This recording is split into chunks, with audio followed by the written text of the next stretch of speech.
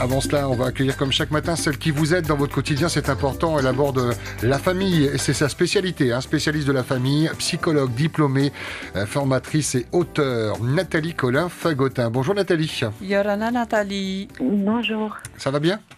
Je vais bien, merci. Vous êtes une petite bouffée d'oxygène pour nous aider à nous, familles, dans notre quotidien. On sait que c'est compliqué. Ce matin, vous avez décidé de nous parler des familles monoparentales.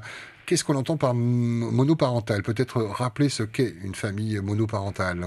Oui, la famille monoparentale, ou autrement appelée parents solo, ce sont des parents qui se retrouvent au quotidien à s'occuper seuls de leurs enfants. Alors, il peut y avoir deux raisons principales à cette situation.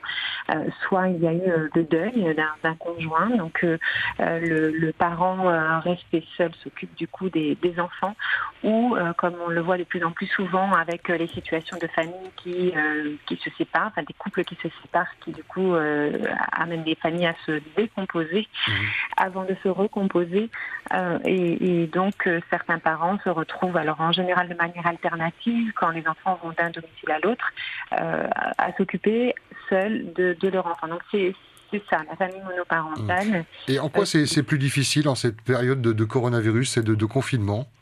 Alors c'est plus difficile parce que déjà la situation est délicate à la base, parce qu'en fait le parent se retrouve seul à porter la responsabilité et donc toutes les charges qui incombent à la vie d'un parent, en plus du fait qu'il ait un travail en général à assumer, et donc du coup ça crée une charge mentale qui va être conséquente, c'est-à-dire qu'il va avoir beaucoup de choses à penser, beaucoup de choses à organiser. C'est créateur de stress, et du coup aussi avec le poids de la responsabilité qui lui revient en fait complètement. Donc le risque, c'est quoi ? C'est le burn-out ? Juste, ça peut aller... Tout à fait. Le risque, c'est d'avoir un surcroît de stress, je dirais effectivement, qui peut, alors dans le cas extrême, mener jusqu'au burn-out, mais ça peut être aussi des sentiments qui vont être exacerbés. Par exemple, le sentiment de culpabilité. On va, par exemple, trouver chez certains parents, et ça paraît évident, une grosse fatigue. Je pense par exemple actuellement à des parents qui, notamment des mamans, parce que ce sont principalement des femmes qui se retrouvent dans cette situation de famille monoparentale, qui vont du coup travailler, par exemple en télétravail, qui ont des enfants à la maison et qui ont besoin, alors là, par rapport à la continuité pédagogique, qui doivent du coup aussi assurer l'école à la maison. Et tout ça, en plus des tâches quotidiennes, va créer une énorme situation de stress, avec des sentiments qu'on ne va pas réussir à tout assumer, ou en tout cas on ne va pas réussir à le faire correctement. Ouais, une montagne devant, oui. Oui, avec du coup une insatisfaction, un sentiment d'impuissance, puis parfois aussi un sentiment un petit peu de solitude, à se retrouver isolé, à devoir tout gérer sans forcément avoir le soutien dont pourtant parfois certains parents ont besoin. Et ça, c'est le constat qui peut être fait. Maintenant, c'est là où vous êtes précieuse sur notre antenne de Polynésie Première Télé-Radio Internet, Nathalie. C'est quels sont les outils, comment aider ces personnes qui vivent ce confinement au sein des familles monoparentales ? Alors la première chose par rapport à la culpabilité, c'est de faire sans doute ce que tout parent a besoin de faire, mais en particulier quand on est surchargé par beaucoup d'occupations et de responsabilités, c'est de lâcher du lest.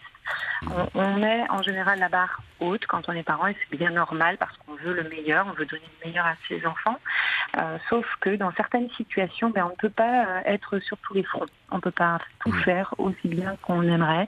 Donc ça veut dire qu'on a besoin de revoir ses exigences, de baisser en quelque sorte la barre. Parce que si on a une exigence haute et qu'on n'arrive pas à l'atteindre, et qu'en fait cette frustration, parce que ça crée une frustration, se répète chaque jour, du coup on va nourrir une certaine forme d'amertume, de fatigue, de stress également, et là on retombera dans des schémas qui vont être négatifs au quotidien. Donc on baisse la barre, on fait ce qu'on peut, on lâche du lest, on accepte de ne pas pouvoir tout faire comme on aimerait, et du coup se sentir moins coupable, parce que la culpabilité peut être lourde à porter.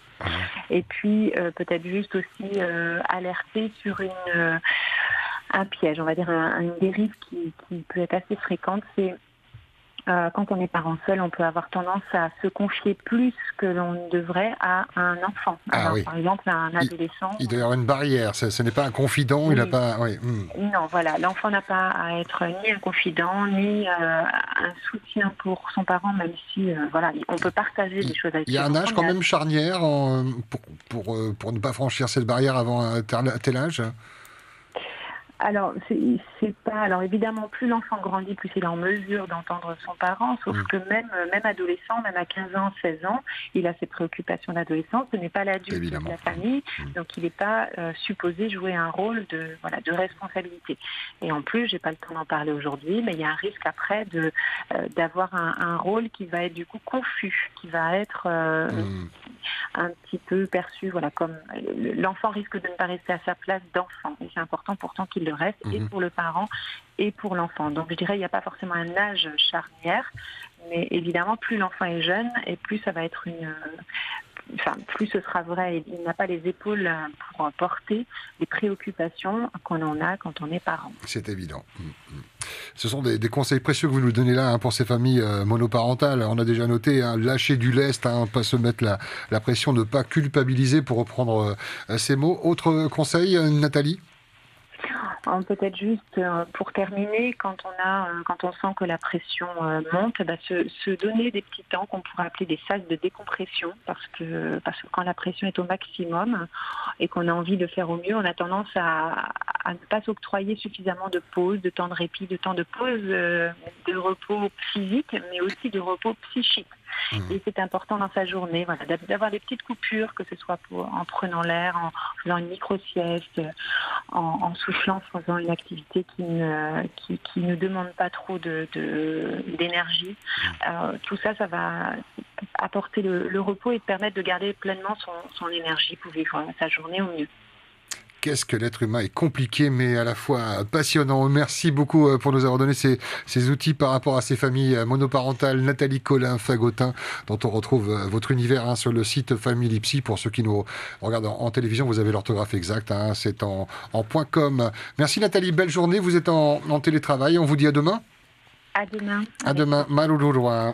Maruru me te ia tō te Nathalie Colin-Fagotin, tō te manawa te ie no te tauturur ahua ia tātou te mometua te motamar ia tātou hoa ia e whaaruru nei te whiwhi Covid huru mai wā, me tāna e whaahiti hora ere tātou te mometua e hoa nei tō tātou o te whaarue mai, ore e hoa nei o tā tātou e tō tātou mauhoa, ere me ohie no te ie mometua e whaamu e wha ira i te tamari ane, o reira ho e tamari, o reira piti tamari mea whiwhiro no te ora ai roto i utua wharea ia wheruri ira nahia no te tiar a nei o te metua i roto i utua whare, te tiar a ohipa nei no te tamari rahiro te tuha a ohipa e mohia nei e te maua māmāhua rā, e aha te rāwea no te tauturu, e aha e iha roa tū tātou e tapitapi te mana, e wheruri e horoa te meit e i roto i tō tātou horar a, pramau e ret mea ohie e tap e ara te awei a papu,